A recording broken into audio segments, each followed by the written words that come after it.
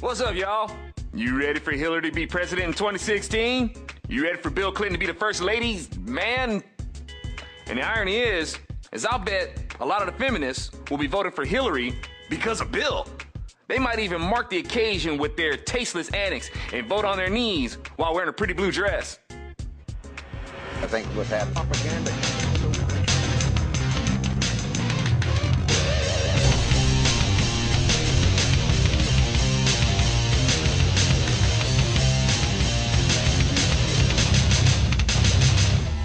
That's not far-fetched. We're talking about women who like to dress up like vaginas. Hillary's not going to get all the glory for being the first female president. She's a woman. And as far as the feminists are concerned, she's already supposed to believe as they do. But a man who patronizes their ideals, now that's something to be rewarded. You think these feminists respect Hillary for standing by her man? Wrong. What they respect about Hillary is that she stood by what Bill Clinton represents. And what Bill Clinton represents is a man who validates the feminist idea that what makes you a real woman is your power to cancel the life that would have come through you. And to a feminist, that is the summit of her power. What turned feminists on about certain men are those men who patronize their twisted ideals of womanhood. And because Bill Clinton patronizes this idea, it gives him license to objectify women. Bill Clinton represents a culture that totally objectifies women. Liberals are misogynistic and are always exploiting women sexually. But the denial of the feminist mindset gives them the illusion that the woman is still in complete control. For she's not being objectified, she's sexually liberated. And if that delusion doesn't work, they can always resort to the power of sexual harassment charges.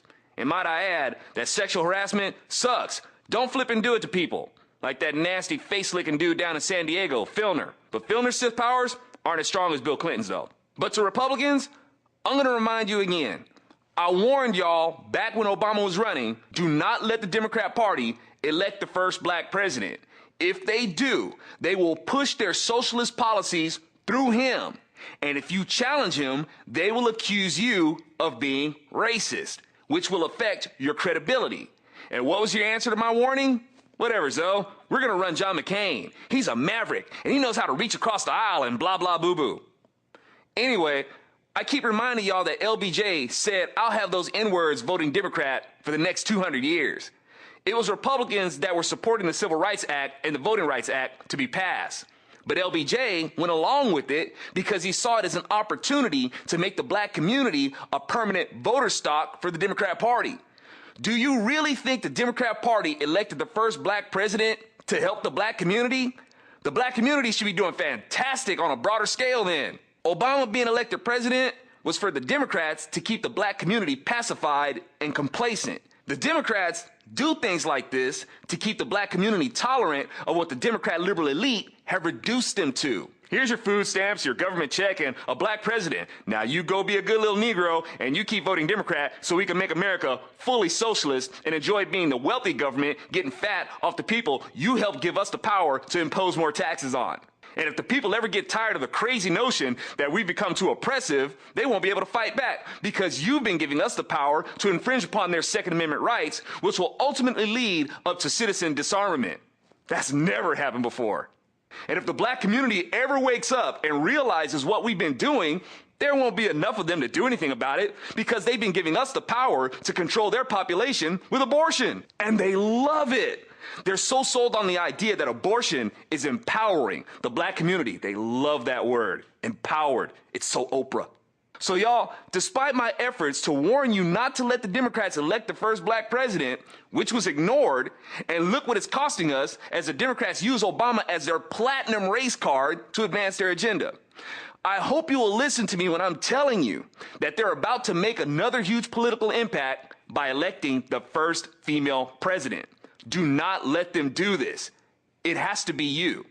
And you have to make the case and make illustrations that show women how conservatism is a better complement for them to embrace as opposed to liberalism.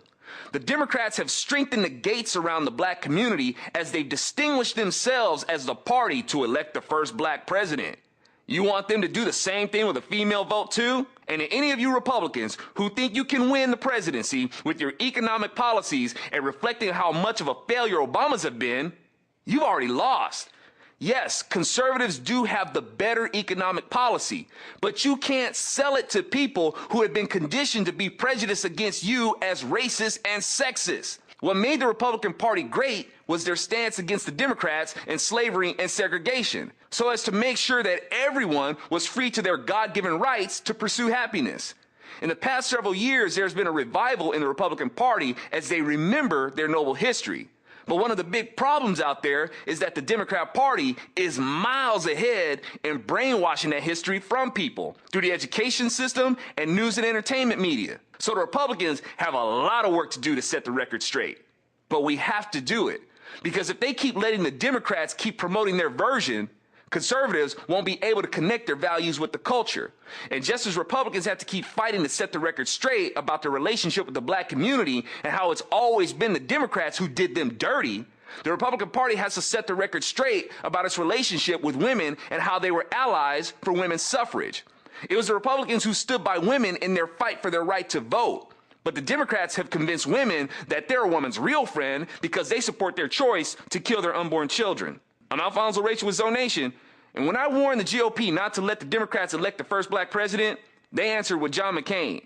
And not learning their lesson, they tried to beat Obama with Romney. I take it this time, the GOP is going to try to beat Hillary with Chris Christie. If you want to beat Hillary, you got to do two things.